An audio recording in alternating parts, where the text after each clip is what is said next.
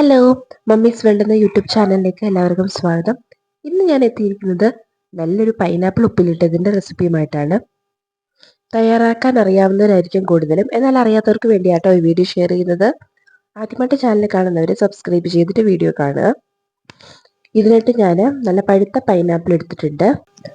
ഈ ഒരു പാത്രത്തിൽ 1 കപ്പ് വെള്ളവും അതിലേക്ക് 1 സ്പൂൺ പഞ്ചസാര ഇട്ട് കൊടുക്കാം.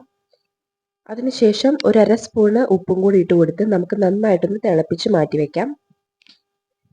ഇനി നമ്മൾ എടുത്ത് വെച്ചിരിക്കുന്ന പൈനാപ്പിൾ ഒന്ന് കട്ട് ചെയ്തെടുക്കണം. ഇനി നമുക്കിത് നമ്മുടെ ഇഷ്ടമുള്ള രീതിയിൽ മുറിച്ചെടുക്കാവുന്നതാണ്. ചിലർ നീളത്തിലരിഞ്ഞു വെക്കും, ചിലർ വട്ടത്തിലരിഞ്ഞു വെക്കും. അപ്പം ഞാനിവിടെ വട്ടത്തിലാണ് ഉപ്പിലിടാൻ വേണ്ടി എരിയുന്നത്. ഈ ഒരു പരുവത്തിൽ വട്ടത്തിൽ എരിഞ്ഞു വെക്കാം. എല്ലാം അരിഞ്ഞു വെച്ചതിന് ശേഷം നമുക്കിനി ഇത് നമ്മുടെ ഭരണിയിലേക്ക് ഇട്ട് കൊടുക്കാം.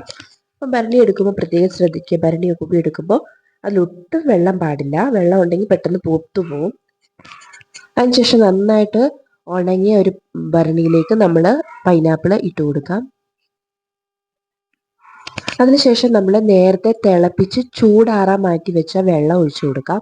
വെള്ളത്തിന് ഒട്ടും ചൂട് പാടില്ല. ചൂടാറിയതിനു ശേഷം വെള്ളം ഏകദേശം ഒരു 1/4 ഭാഗത്തോളം നമുക്ക് നിറച്ചു കൊടുക്കണം. അതിനുശേഷം നമ്മൾ ബാക്കി ഇതിലേക്ക് വിനീഗറാണ് ഒഴിച്ചു കൊടുക്കുന്നത്. ബാക്കി ഭാഗം മുഴുവനും വിനാഗിരിയോട് ഒഴിച്ചു കൊടുക്കാം. ഇനി എരിവിന് ആവശ്യത്തിനുള്ള പച്ചമുളക് ചേർത്ത് കൊടുക്കാം. ഒന്ന് നീളത്തിൽ കീറിയ പച്ചമുളക് ഇട്ട് കൊടുക്കാം. കാന്താരിമുളക് ഉണ്ടെങ്കിൽ അതായിരിക്കും കുറച്ചും കൂടി നല്ലത്. മുളകും കൂടി ഇട്ട് കൊടുത്തതിന് ശേഷം 1 സ്പൂൺ ഉപ്പും കൂടി ഞാൻ ഇട്ട് കൊടുക്കുന്നുണ്ട്. അതിനുശേഷം ഇത് നമുക്ക് നന്നായിട്ടൊന്ന് കുലുക്കി കൊടുത്തതിന് ശേഷം മൂടി വയ്ക്കാം. കുറഞ്ഞതൊരു 2 ദിവസം കഴിഞ്ഞിട്ട് വേണം കേട്ടോ എടുക്കാൻ. അപ്പോഴായിരിക്കും ആ എരിവും ഉപ്പും ഒക്കെ അതിലേക്ക് പിടിക്കുകയുള്ളൂ. അപ്പോൾ ഈ വീഡിയോ ഇഷ്ടപ്പെട്ടാൽ നിങ്ങളെല്ലാം വീഡിയോ ലൈക്ക് ചെയ്യുക, ഷെയർ ചെയ്യുക. അപ്പോൾ നിങ്ങളുടെ അഭിപ്രായങ്ങൾ കമൻറ്റ് ചെയ്യുക. ഒപ്പം ആദ്യമായിട്ട് ചാനൽ കാണുന്നവർ സബ്സ്ക്രൈബ് ചെയ്യുക. മറ്റു നല്ലൊരു അടിപൊളി റെസിപ്പിയുമായിട്ട് വരാം. അതുവരെ ബൈ.